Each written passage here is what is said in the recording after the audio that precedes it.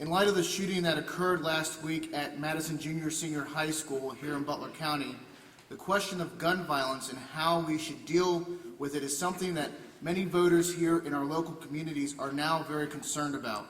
What do you think the federal government should do to address the problem of gun violence in America? And if you would not support new laws to restrict gun ownership, what other measures can Congress take to address the concerns of Americans about this issue? Mr. Beagle? Well, as a parent of three children, one of whom is still in high school, I found the incident shocking and troubling. I don't think the answer is to keep law-abiding citizens from their guns. I think we as a society need to pay more attention to mental health issues and help those who need it so that they aren't making violent decisions. I think that that's probably one of the most important things that we could be working on as a society versus keeping guns away from citizens. Warren Davidson. Crime's tragic everywhere, and it's really shocking to happen so close to home. And yeah, I agree. We can't abuse the rights that are given us in our Constitution, whether they're first, second, third, fourth, all those in there. And the Second Amendment comes under a lot of scrutiny, and you want to blame the gun. The gun isn't the actor here; it's the person, and it's really the depravity of man. And we really need to get things right at home. Get right in our schools, get right in our pulpits, and we'll start to see change. Tim Derrickson. The Madison shooting does hit very close to home. It's very sad. We're grateful to have Deputy Hall there to act as quickly as he did. As a strong supporter of the Second Amendment, I would agree that taking guns away from our citizens is not the answer, but addressing the mental health issues is. We have so many folks or a state of depression and other mental health issues that needs to be addressed, needs to be funded. I really think this country has faltered in helping those particular individuals. For me, first, I would start with support of our law enforcement. We have a great divide today between society and our law enforcement, and I would start there in making sure that our leaders across the country and in our state are showing their support and backing law enforcement in what they do. Second, there's a proven program in Shelby County right now where they actually have firearms in the school, but under lock and key. That's the safes that are biometric to get them out, so there's actually staff can get to them if needed. And last but not least, we have to address the social and moral decay of society. We have to get people back to the church.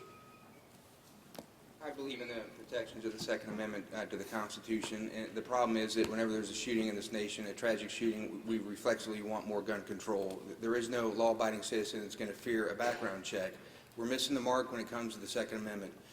We need to look at the recidivism rate. We have too many repeat offenders. I always use President Obama's hometown of Chicago. 3,000 shootings in 2015 alone, just last year, 3,000 shootings.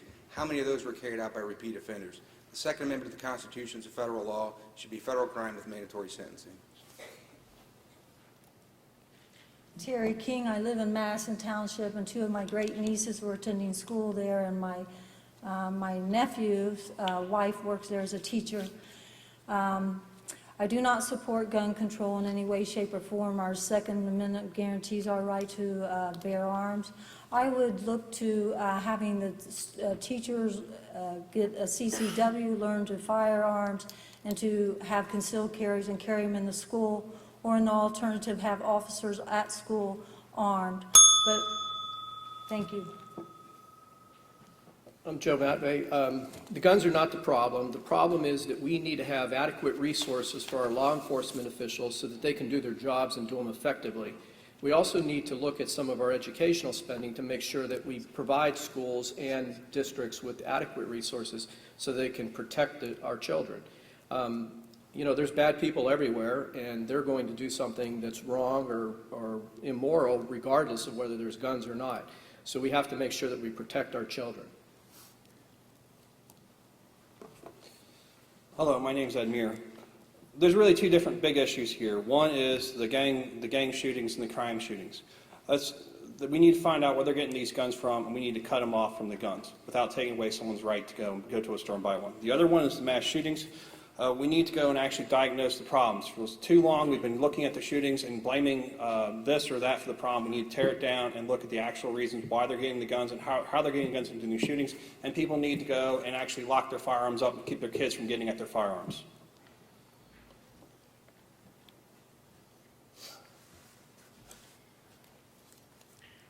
The biggest problem, I believe, is the parents. The parents are not teaching personal responsibility. That's where it begins, at home. And the government recently has been trying to do everything they can to get rid of personal responsibility. But to me, that's it. If mom and dad doesn't do it, it's not going to get done. The incident in Madison really hit home to me. We play Madison in football every year. We know a lot of people from Madison. Our friends have kids that go to Madison. And while this incident was happening, my daughter's boyfriend was actually getting text messages from a guy in the lunchroom while this was going on. So it's a very scary thing. I'm a constitutionalist, and I don't feel that our Second Amendment rights should ever be infringed, but I would like to poll the district, especially Madison, and ask you guys, what do you want to do? And let's write some legislation. Let's get some good ideas going. I'm Jim Sperlino. This is a tragic accident, and far too many times we have read about these types of accidents. If there was an easy solution, I'm sure that we would have all known about it and done something about it by now. The fact is that responsible gun ownership is certainly at the core of this. Those of us that own guns need to own them and store them and lock them responsibly. But this also goes at a family value and community support system that our communities are really sorely lacking, and I hope we find a way to solve them. Kevin White, the whole concept of America is not an easy concept. We're not a homogenous society, so we're going to have gun violence and other things as we blend cultures, religions, races together. We have to keep pressing the bar to mitigate that, and the Second Amendment should not be the first place to start. So I would defend the Second Amendment, encourage active shooter training for the schools and the pupils, support law enforcement, and help the mental ill to get the help that they need.